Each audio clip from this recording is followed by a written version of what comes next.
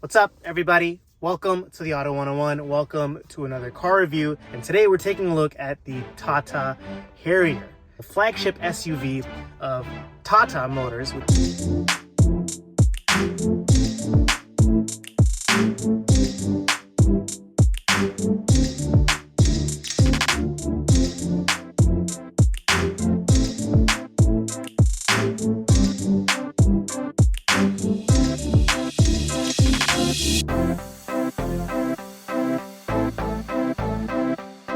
I'm really excited for this car review because it's two, maybe three big firsts for the channel. Firstly, it's a brand that not only have I never driven before, I've never also reviewed on the channel. I should have said that the opposite way. But also, it's a car market that I've never talked about on the channel, and it's very near and dear to me, and that's the Indian car market. So what is Tata then? Tata is a large conglomerate of companies within India. They have a whole bunch of business ventures and different subsidiaries. They have a tea division, they own Tetley, they have a steel division, chemicals, telecommunications. I'm sure they own some commercial store type stuff as well. They have TV channels, and of these subsidiaries, Tata Motors is one of them. So Tata Motors actually started off as a assembler of trucks and buses, and later morphed into making more passenger level, but still commercial SUVs and pickup trucks. And that led to them launching their first passenger car in the late 90s called the Indica. So before Tata launched the Indica, the majority of passenger cars in India were international cars that were built in this local market for sale within India. But the Indica was the first car that was kind of developed and built with the Indian car market in mind. And it was a big car for Tata, a big car for the Indian car market. It was very successful. They iterated upon it, built several different variants. They launched a sedan version called the Indigo, and they kept kind of improving it and evolving it as they went along. A big turning point for the Tata Motors brand came when they acquired Jaguar Land Rover. Ford, which previously owned those two brands, was in the process of liquidating Jaguar and Land Rover, and Tata Motors stepped up and purchased them. This is about probably 15 years ago now. And post-acquisition, the two brands were kind of kept separate. JLR was doing its own thing, and Tata was doing its own thing. The Harrier is the first product that's built using technology and know-how from that JLR acquisition. So, what does that mean? The Harrier is built off of what's called the Omega Arc platform, and that's a Tata platform. But the Omega Arc platform is basically just a derivative of the JLR D8 platform. The D8 platform is JLR's front-wheel drive architecture, so it underpins vehicles like the Jaguar E-Pace, the Range Rover Evoque, and the Land Rover Discovery Sport. And to get from the D8 to the Omega Arc, Tata did a few things. Firstly, they cut the number of high-strength steel used within the platform, and that cut some cost down. And also, they switched the rear suspension from an independent multi-link to a more simple, cost-efficient panhard rod. And that was made to make the platform a bit more cost-effective and economical to sell at the price that the Harrier and its larger Safari sibling are sold at. It's important to note that the D8 platform used by JLR is actually a very heavy evolution or revision of the CD platform that Ford had for their European products from the mid 2000s to the mid 2010s, and that underpinned things like the Mondeo and basically all the Volvos that were launched during that era. So things like the S80, S60, XC60, you get the point. So that's a bit of an overview of what Tata Motors is, what the Harrier is, and how Tata got to the Harrier. I covered that very quickly, so I'm sure there's a bunch of stuff I missed or got incorrect, or if there's any other cool tidbits, please drop them in the comments below. I'd love to hear them. So now let's get to talking about the Harrier. What is the Harrier? So the Harrier is an SUV. I would define it as a compact SUV in the North American context, but in India, where most of the cars are smaller hatchbacks or smaller sedans, this is very much a larger SUV, and it has a good amount of road presence and a good amount of luxury because of that size.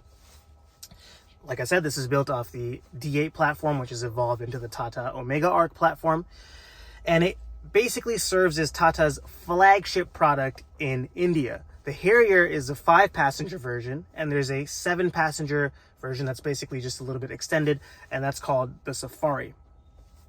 This product was launched in 2019, so it's been a few years now, and it was significantly overhauled and significantly refreshed with a facelift at the late end of 2023. So now this is the facelifted version of the Tata Harrier. There's many things about the Harrier that I think are executed very well. And let's start with the way that the Harrier looks, the exterior styling. I think it's a very attractive and good looking car.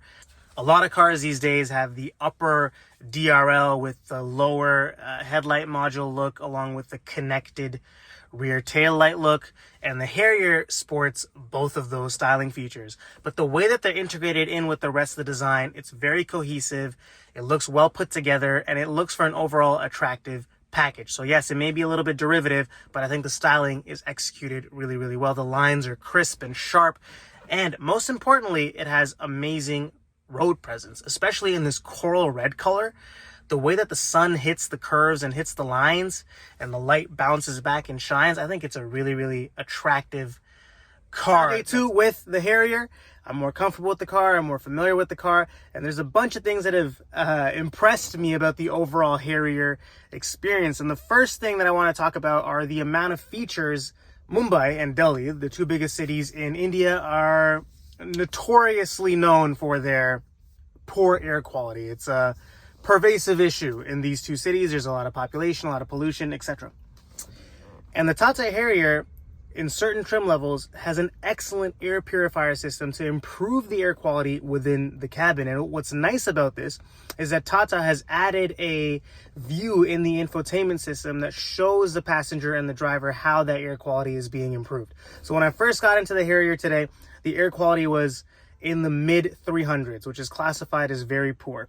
I kept the air purifier on for a few minutes, and as it did its thing behind the scenes, it dropped from very poor into the good range, which ended up being in the around low 20s kind of range. Now, I'm not a meteorologist or a air pollution expert or whatever, but that's pretty impressive to do that in a few minutes. Shows how Tata has really catered this car to the local market. Tata has implemented specific driving modes. In the Harrier, there's a wet mode, there's a rough road mode, which is more for kind of bumpy, light off-roading modes, and then there's a sport and an eco, which are more for throttle response. But it's nice to see that they've prioritized having these modes, because there's a whole variety of roads here in India, and being able to change on the fly between those modes is a very handy and nifty feature. And what's nice about this feature, and this will kind of lead me into my next point, is the fact that it's tied to the ambient lighting. So the Harrier in this particular trim level has a very nice ambient lighting system. It's in the dashboard, it's in the panoramic sunroof, and it changes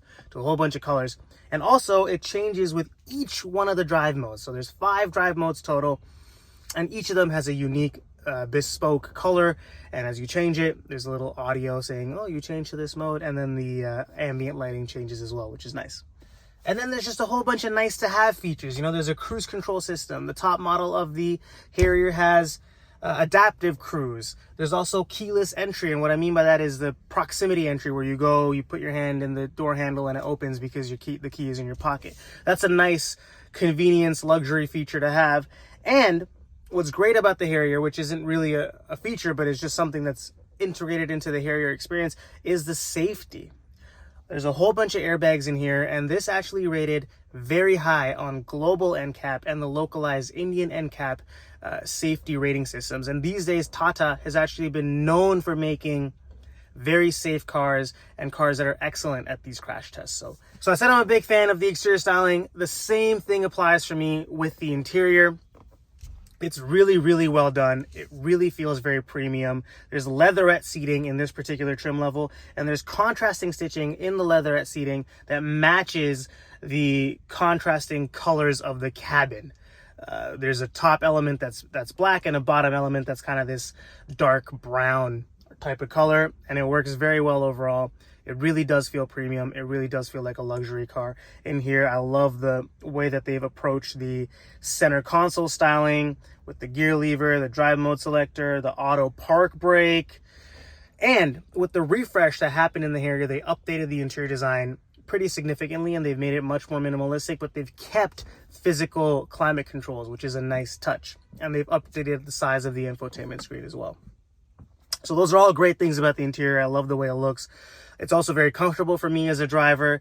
There's a lot of space in here. And one thing I particularly liked is the way that the seats are shaped. It's a small thing to consider, but it is a very important thing because sometimes seats are just not comfortable. And the seats in the Harrier are very comfortable, including the seats in the second row. They're sculpted and they kind of have like a mini bucket feeling on the two outboard seats. Very, very comfortable experience. I really am a fan of the comfort that the Harrier provides. That being said, there are things that Tata can keep working on to improve the Harrier and making it a better overall experience. I mentioned the interior is very good to look at, but there are some quality hiccups here and there with the choices of certain materials and the way that the hard plastic pieces fit together. Some of the plastic pieces can use a little bit of work to make them feel a bit more robust. Also, whilst the climate control buttons are still physical, they've removed the physical volume knob and put it into the infotainment. There still is a redundant control on the steering wheel, but I wish that they had just kept another knob in the middle here for volume control, because sometimes you just want to quickly put it down if there's an incoming call or you want to hear something outside or whatever. So it's nice to have a physical volume button, I think even more so than a physical climate control button. The infotainment does have a good amount of features. There's Apple CarPlay, Android Auto, those are standard in many cars these days.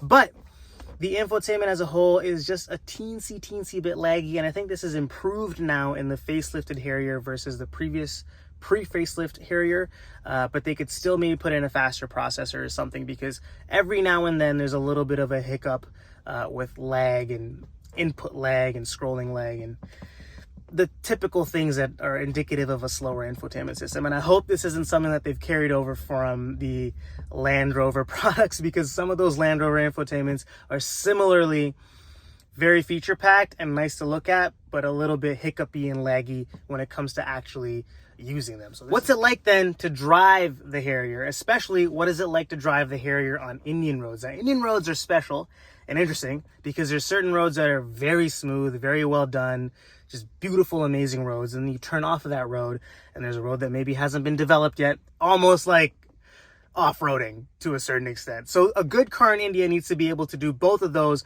back to back. And the Harrier does both of those driving experiences really, really well. Even in the standard normal mode, it could go from one to the other without skipping a beat. It's very smooth and comfortable on the typical highway experience.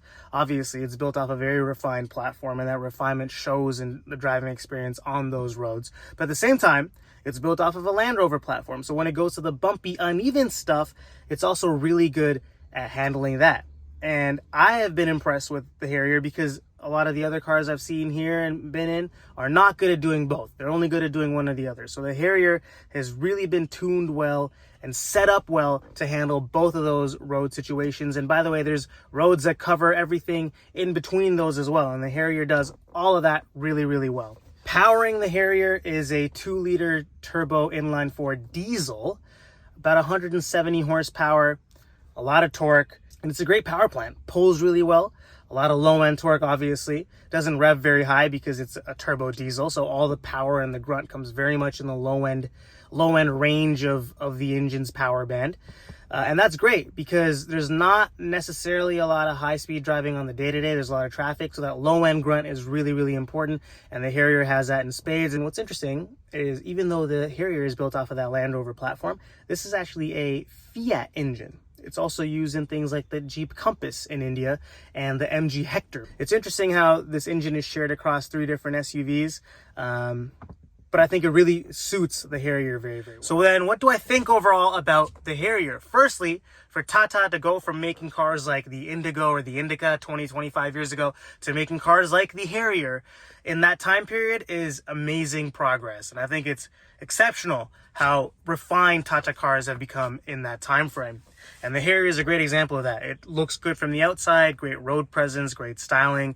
Likewise, the interior feels like a great place to be in, and it's a good driving experience overall with the look and the features, combined with the driving experience of that torquey diesel engine and the smooth ride quality over all types of roads. It really is a good package. Yes, there are some things to work on, some infotainment choices, some material quality choices here and there, but those don't really detract from the overall Harrier experience. It was my first time ever driving a car in India, first time ever driving a Tata, and I've come away very impressed with the overall driving experience in this car. This was a different review, a different brand, first time on the channel. I hope you enjoyed it as well. I would love to hear your thoughts. Please drop a comment below. If you have any comments on the Harrier, or if you'd like to know more, I'll try my best to answer in the comments. Thank you for watching as always, and stay tuned. Thanks.